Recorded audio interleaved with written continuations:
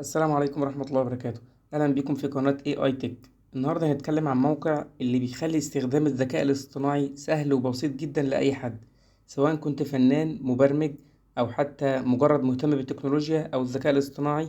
هيكون ليك أداة عظيمة جدا هتخليك تتعامل مع الصور والتحريك والأنيميشن بكل سهولة. موقع Runway ML. بعض المميزات اللي بتخليه موقع مميز عن غيره: أولا، في مكتبة نماذج ضخمة ومدربة مسبقا في مجالات متعددة زي التعرف على الصور وتوليد النصوص ومعالجة الفيديو.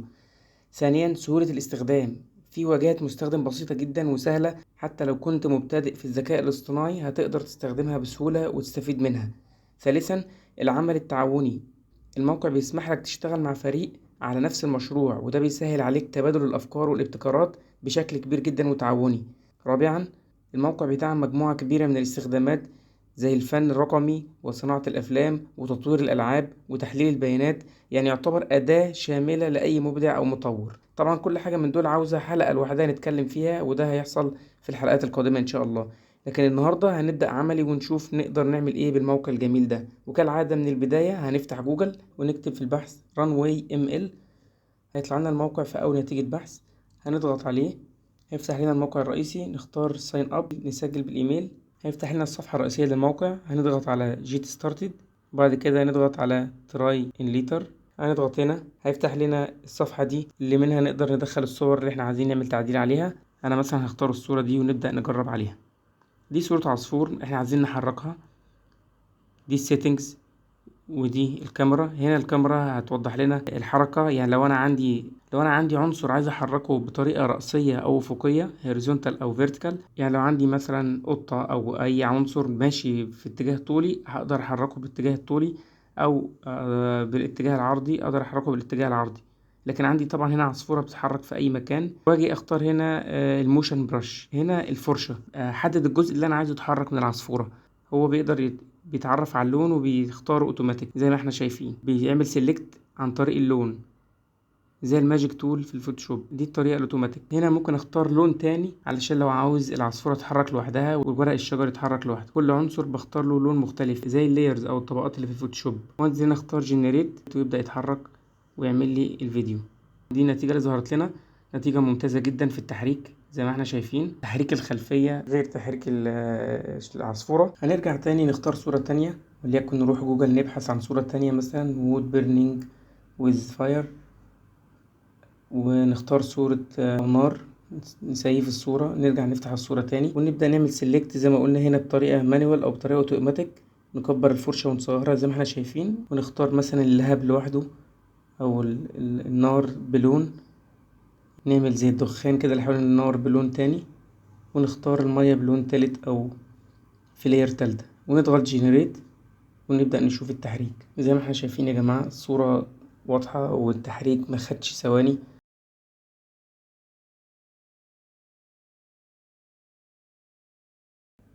نجرب نموذج تاني، ندخل على موقع بيكسلز ونختار صورة مية مثلا أو سمك، الصورة دي وليكن الصورة دي،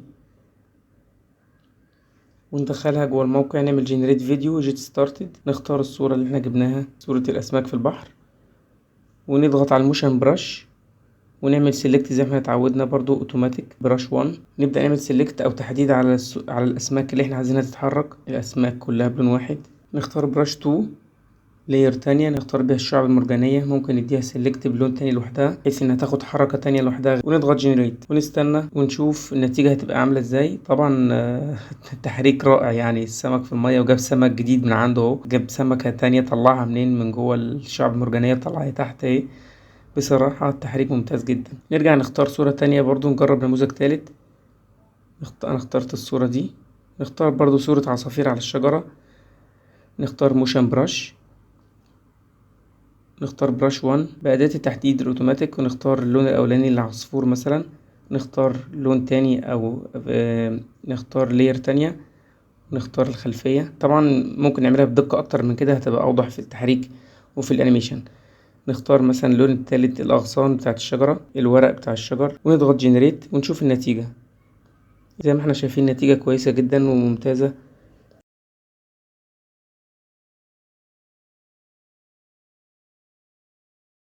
نرجع تاني هنا نجرب حاجة زي مثلا موقع ليوناردو، ازاي نعمل صورة من البرومبت. يعني هنا برضو عندنا نقدر نختار هنا صورة تكست تو ايمج. ممكن نيجي هنا مثلا في السيتنجز الخصائص نختار هنا حجم الصورة، نختار مثلا 16:9، ونيجي هنا نختار الجودة 720، والستايل نختار منه مثلا منها اركتكتشر ونشوف نقدر نعمل ايه. نروح على موقع ترجمة ونكتب فيه مثلا منزل مكون من 3 طوابق ذات طابع معماري كلاسيكي، ويكون الهاندريل من الزجاج، ويقف في البلكونة شاب ينظر إلى الحديقة الخاصة بالمنزل. وناخد الكلام ده كوبي ونروح هنا نحطه بيست في البرومبت ونضغط جنريت.